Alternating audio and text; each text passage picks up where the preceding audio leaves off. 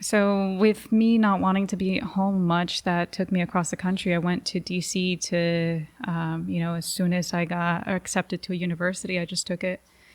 And I was 16, just flew across, didn't really know what I was going to expect. It didn't really have much of, that support network to show me the way how. So from the very get-go, I knew that I had to show myself the way. And it came with a lot of fucking errors and a lot of trials. But that got me to be very self-sufficient, I felt. Yeah. It taught me how to just deal with it, survive.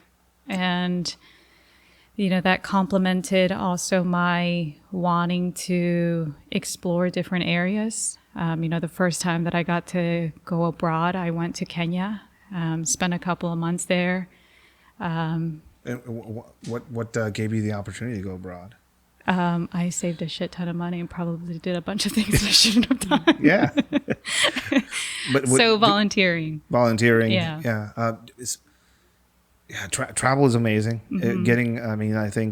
I think if anything, as Americans, one of the things that people should do to their youth, as far as kids, absolutely, giving them the experience of travel so they can see how the rest of the world lives would be. Mm-hmm. I would say it's pretty big on the recommendation list. Absolutely. Now, so you travel abroad, you volunteer, you decide to get involved in the world, basically, mm-hmm. which is not a common thing for the youth to want to kind of do. Everybody wants to just mm-hmm. chill out, but you're not. No, let's go see what the world's like. Yeah.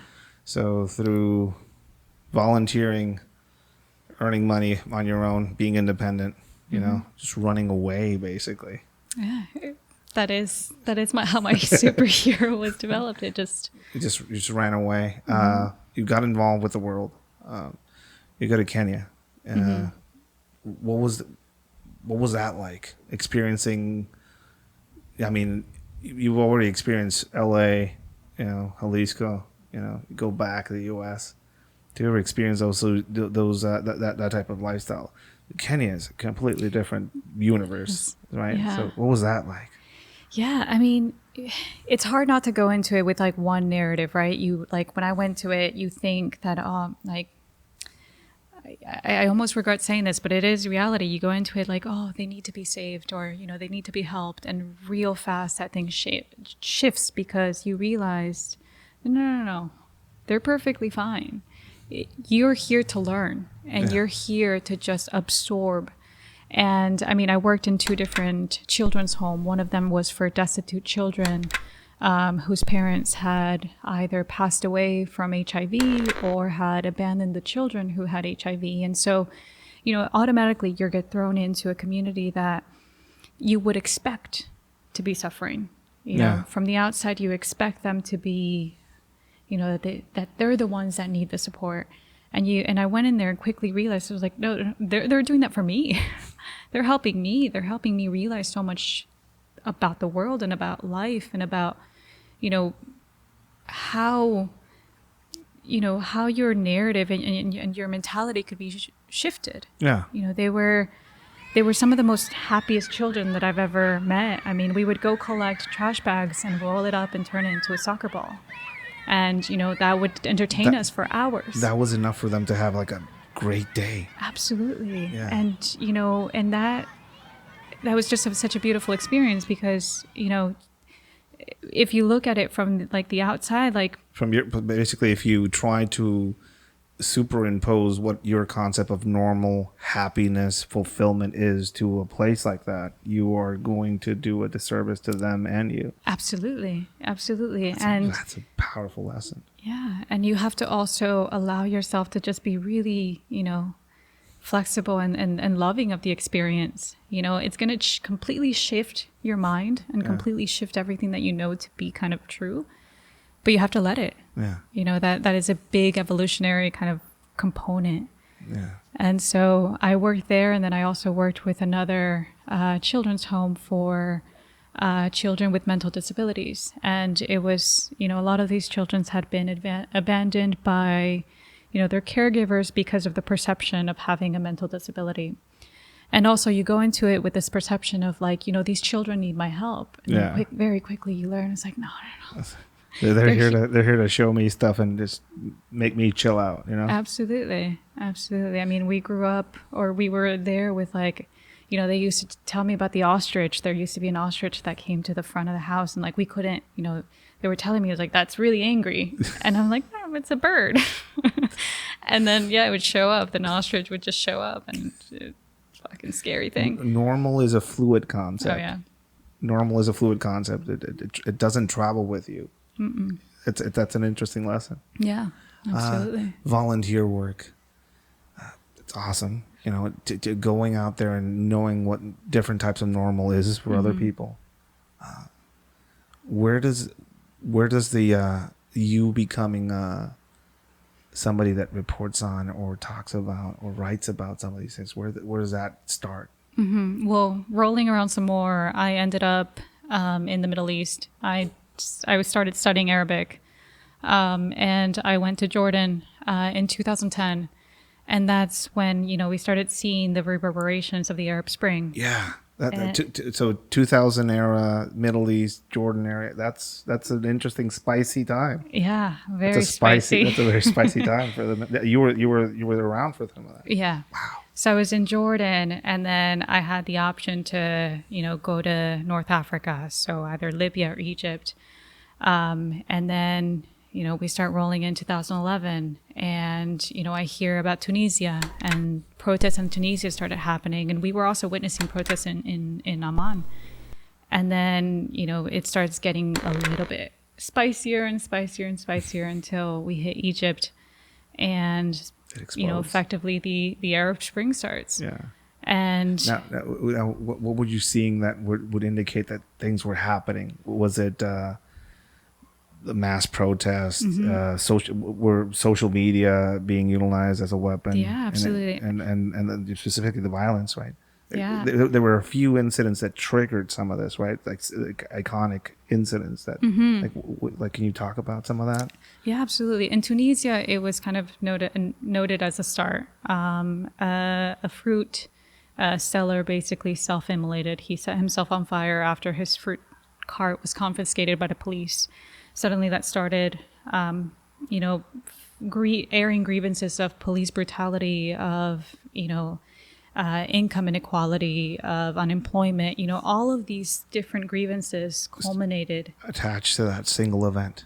Exactly. That kind of that straw that broke the camel's back. Yeah. And then we started seeing that in Egypt. And, the first protests were for a young man who had been taken by the police, brutally tortured. His body was returned to his parents, unrecognizable. So the first protest started as Ana Khalid Saeed, I am Khalid Saeed. And, it was started as the rejection of this police state, of this repressive state, controlled by somebody who had been in power for over 30 years and who was unwilling to relinquish power. Yeah. And we started seeing these calls for protest on Facebook. Suddenly this video popped up of this woman saying, I'm going to go to the Maidan Tahrir, the roundabout, and I'm going to protest. Yeah. Join me. And, we didn't really think anything of it. We just thought isolated events. We've seen a few of these happen, but nothing really. And then on January 25th, full explosion of just everything. Everything. And, it's one of those moments where it completely shifts everything, because the normal of this country. You have already observed it. You have already experienced it. This is the normal. And then suddenly this happens where people actually start talking politically. Yeah. And vocally, knowing that there's a huge risk. Yeah. Now, when you're observing this, this is coming from somebody, that's not my area of expertise, but hearing some of the things coming out of the Middle East during that time, obviously a lot of foreign influence started saying, well, you know what, this is an interesting thing that's happening. Let's get our hands into it. Did you, from your perspective there, did you notice a lot of that foreign influence coming into some of this Arab Spring situation and kind of like trying to take ownership and or direct it somehow? Yeah, we started seeing, or at least in Egypt, because I spent most of my time there. Yeah. In Egypt, I started seeing it kind of a few months into it when like the U.S. was like, oh, well, this might not stop, so we should, we kind Take of a need to side. say something about it. And then, it first started as, we need to, or at least we interpret it as, we need to calm down a little bit. Like this is getting a little hairy. And then suddenly, I think when it just, the hill had been crossed and there was no turning back, we started hearing calls, from Obama saying, okay, Mubarak should probably step down. Yeah. So we start seeing, a lot of this kind of push for... Basically, they took a side. After, like, they just waited out to the sidelines and then just They took a waited side. out. Yeah. That's an It's interesting like, thing. okay, we're just going to bet for the winning team at this point. So you were there for some of that. That's an amazing, that's an interesting experience to have. And I ask about it specifically the triggers, because a fruit vendor doing that to himself, a single individual being tortured by the police and getting handed back in a horrible state to his parents. Those are two events with two individuals. Mm-hmm. And now you're working, covering a country where that is every day. Happening every day. And there's thousands of stories of people like that. And we don't have a Mexican Spring, Yeah. That's where I'm going with some of the questions, Yeah, no, absolutely. So you have that experience out there. What happens next after your experience there? So I think what Egypt exposed me to, and so I had been working at a humanitarian organization there doing, their security portfolio and basically reporting for the organization.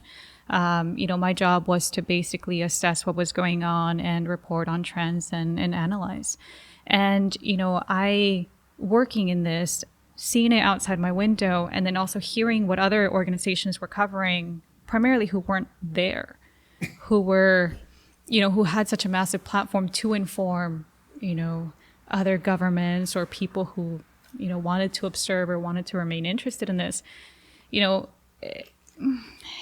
start wondering what the motivations are, and you start actually being able to have evidence that, this is how it's actually, I can see it. Yeah. This is how it's developing, and there doesn't always have to be this significant analytical process to it. We just have to kind of observe it and, be able to represent it accurately. And so, some of those first reports that were coming out were, the police was just being absolutely brutal. I mean, I was in Tahrir, where it was an area of, chanting and singing and people together, and children were there with their mothers, and it was just such a positive state. But a few meters away, there was a street called Mohammed Mahmoud, which was effectively kind of the front lines of the clashes between the protesters and the police. I mean, this is the first time that I ever saw a tear gas canister go into someone's head. Yeah. It was, the methods that they were using were absolutely brutal. And I think we were still trying to balance the narrative between like, oh, the police versus the protesters, kind of on an equal platform.